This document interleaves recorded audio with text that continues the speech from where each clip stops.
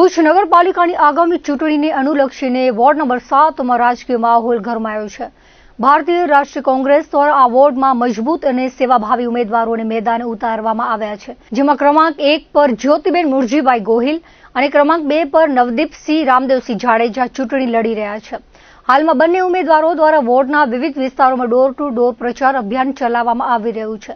આ જનસંપર્ક દરમિયાન ઉમેદવારોને મતદારો તરફથી ખૂબ જ ઉત્સાહજનક અને સારો પ્રતિસાદ મળી રહ્યો છે। લોકો પાયાની સુવિધાઓને લાંબા સમયથી વણઉકેલા પ્રશ્નોને લઈને પરિવર્તન ઈચ્છી રહ્યા હોય તેવું વાતાવરણ જોવા મળી રહ્યું છે। ચૂંટણી પ્રચાર દરમિયાન ઉમેદવારો પોતાના સંકલ્પપત્ર સાથે લોકોની વચ્ચે જઈ રહ્યા છે। કોંગ્રેસની આ પેનલ દ્વારા વોર્ડ નંબર 7ના વિકાસ માટે અનેક મહત્વના વાયદાઓ કરવામાં આવ્યા છે, જેમાં પીવાના શુદ્ધ પાણીની કાયમી વ્યવસ્થા, ગટરની સમસ્યામાંથી મુક્તિ, નિયમિત સફાઈ અને ડોર ટુ ડોર કચરો ઉપાડવાની સુવિધાનો સમાવેશ થાય છે। આ ઉપરાંત મહિલાઓ અને બાળકો માટે બગીચાઓનું નિર્માણ, સુરક્ષા માટે સીસીટીવી કેમેરા અને લોકોની રજૂઆતોના ત્વરિત નિકાલ માટે 24 કલાક કાર્યરત વોર્ડ ઓફિસ શરૂ કરવાની ખાતરી આપવામાં આવી છે। ઉમેદવારોએ જણાવ્યું છે કે તેઓ માત્ર મતો મેળવવા નહીં પણ લોકોની સેવા કરવાના મક્કમ ઇરાદા સાથે મેદાનમાં આવ્યા છે।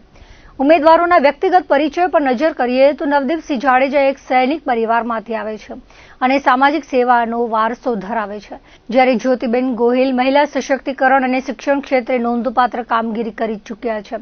પ્રચાર દરમિયાન મતદારો દ્વારા મળી રહેલા આવકારથી ઉમેદવારોમાં ભારે ઉત્સાહ જોવા મળી રહ્યો છે અને તેઓ આ વખતે વોર્ડમાં પરિવર્તન આવશે તેવો આશાવાદ વ્યક્ત કરી રહ્યા છે। આગામી 26 એપ્રિલના રોજ યોજાનાર મતદાનમાં કોંગ્રેસની પેનલને વિજયી બનાવવા માટે કાર્યકરો અને સમર્થકો દ્વારા પણ એડી ચોટીનું જોર લગાવવામાં આવી રહ્યું છે। આપ જાણો છો તેમ કે જે 7 નંબરનો વોર્ડ છે, વર્ષોથી અહીંયા જે વોર્ડની અંદર સમસ્યાઓ છે અને વર્ષોથી પાછી એ સમસ્યાઓ નથી ઉકેલાતી એ હકીકત છે અને ભાજપના જ અહીંયા કાઉન્સિલરો વર્ષોથી રહ્યા છે। આપ જેમ જાણો છો તેમ સંસ્કારનગરની અંદર ગટર, વરસાદી પાણીની સમસ્યા, સફાઈની સમસ્યા, તમામ પ્રકારની સમસ્યાઓ છે અને દર વખતે અમારે જે સંસ્કારનગર કે કૈલાસનગર, શક્તિનગર જે વોર્ડ 7ની અંદર આવતા તમામ વિસ્તારોના આપ જાણો છો તમામ વિસ્તારની અંદર શું સુવિધાઓ છે, તમામ વિસ્તારની પ્રજા અત્યારે ત્રસ્ત છે। કૈલાસનગરની અંદર રોડમાં ખાડાઓ એટલા છે, ત્યાં ગટરની, પાણીની અને રખડતા ઢોરો, તેમ ઉપરાંત એ જ રીતે આપણે જઈએ તો ઉપરના જૂની રાવલવાડી વ્યાયામશાળા, જે વોર્ડની અંદર સમસ્યાઓ છે એને વોર્ડને લઈને આપણે એમ થયું કે જો વર્ષોથી આ એકને એક કાઉન્સિલરો ભાજપ દ્વારા ચૂંટાતા હોય અને સમસ્યા ઠેરની ઠેર હોય તો એમનો પ્રતિકાર કરવા માટે શું કરવું જોઈએ? ત્યારે અમારા જેવા એમ કીધું કે જો પ્રતિકાર આપણે આપણાથી શરૂઆત નહીં કરીએ તો પરિવર્તન લાવવા માટે આપણે એનો પ્રતિકાર કરવો પડશે।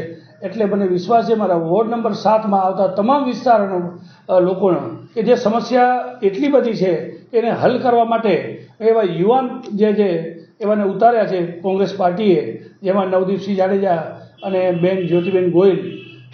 આપ જાણો છો તેમ આ બંનેને ઉભવા માટે જે અમારી પેનલ હતી એમાંથી બે જણાને ખસેડવા માટે એ લોકોએ અથાગ મહેનત કરી, તંત્રનો પણ ઉપયોગ કરી લીધો છે, છતાં પણ આ બંને યુવાનો ઊભા રહી અને એ લોકોની સમસ્યા માટે હંમેશા લડશે।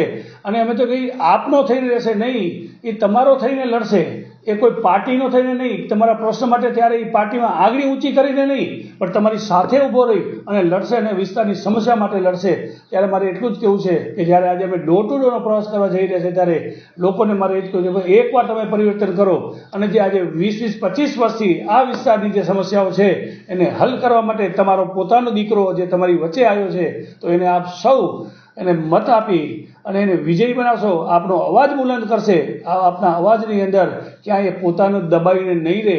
મને ખાતરી છે કે હું તમારી સાથે આ વર્ષોથી આ વિસ્તારમાં રહું છું, આ વિસ્તારની સમસ્યા જાણું છું અને એ સમસ્યાનો પીડિત હું પણ છું। મારે ત્યાંથી વરસાદી પાણીના તમામ ઘરોમાં પાણી ભરાતા હોય, ગટરના પાણી મહિનો 2 મહિના ચાલતા હોય વરસાદ પછી, અને પાછા આવી અને કે હવે અમને મત આપો। ખરેખર એમને શરમ અને લાજવું જોઈએ કે પહેલાં એ સમસ્યાઓ ઉકેલવામાં દર વર્ષે નાકામ ગયા છો અને પાછા 5 વર્ષ આવે એટલે વળી આવી અને ઊભા રહી જાઓ છો કે ભાઈ અમને મત આપો। હજી તો તમને હવે પબ્લિક શા માટે આપે?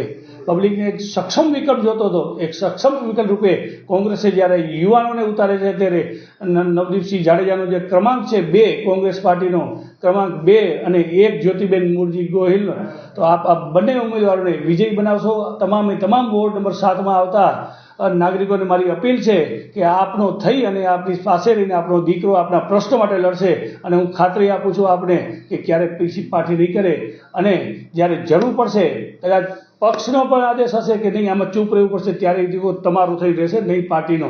હું તમને ખાતરી આપું, આપ એકવાર અમને અવસર આપો, એકવાર એક મોકો આપો, એકવાર પરિવર્તન કરીને બતાવો, ત્યારે જો આપના પ્રશ્નો માટે લડતો આ યુવાન આપનો થઈને રહેશે. મારી એટલી જ ખાતરી છે કે કોંગ્રેસની પેનલને વિજયી બનાવી અને આપે ભુજ નગરપાલિકાની અંદર જ્યારે કોંગ્રેસ નગરપાલિકા પણ બનાવવા જઈ રહી છે, આપને ખાતરી આપું એટલો બધો લોકોનો ભુજ, સમગ્ર ભુજની અંદર, આખા ભુજની અંદર કેટલા બધા સમસ્યાઓ છે. સ્ટેશન રોડ તમે જુઓ તો ત્યાંથી હાલી શકાતું નથી. સ્ટેશન રોડની અંદર સવારની અંદર જે શાક માર્કેટવાળો 11 સાડા 11 સુધી તમે નીકળો તો તમને એમ થશે કે આ શું છે. આ પૂરા ભુજની અંદર વાત કરું તો ન્યૂ સ્ટેશન રોડ હોય, સ્ટેશન રોડ હોય, એના ખાડાઓ જુઓ. આપણે અહીંયાથી જુઓ તો મંગલમથી કરીને ઉપર ચડતા નવા રોડો બન્યા હોય, રોડ બન્યા પછી એને જ્યારે રિપેરિંગ જે ખાડા કરી લાઈનો દબાવવામાં આવે પાછળથી, તો આ કેવી તંત્રની છે. જ્યારે રોડ બનાવો પછી પાછળથી પાઇપ લાઈનો નાખવાનું, તો તમારું પહેલાં આયોજન હોવું જોઈએ કે સમગ્ર જે સુવિધા જોઈ છે એને પહેલાં ચાલુ કરો અને પછી એનું રિપેરિંગ કરો. પણ હજી પણ એમને ખાડાઓ ઢેરના ઢેર પડ્યા છે, સમસ્યાઓ ઢેરની ઢેર છે.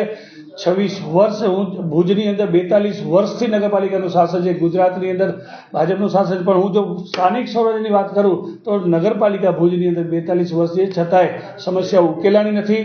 અને દર વર્ષે 150 કરોડનું બજેટ હોય તો આપ જુઓ છો આ 150 કરોડના બજેટના રૂપિયા ક્યાં જાય છે.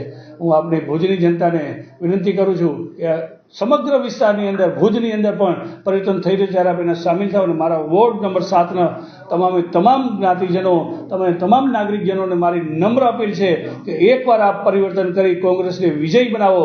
અને જો કોંગ્રેસ આપના પ્રશ્નોની અંદર હર હંમેશ આગળ રહેશે અને તમારું દુઃખ પોતાનું દુઃખ સમજી અને લડશે, સુખ તમારું ને દુઃખ અમારું, રાતે જાગશે આ દીકરો. એટલે આપણે વિનંતી છે કે આપણને એકવાર કોંગ્રેસના જે બંને ઉમેદવારો ક્રમાંક 2 અને ક્રમાંક 1 બંનેને મત આપી અને વિજય બનાવો, એવી મારી આપ સૌને નમ્ર અપીલ છે.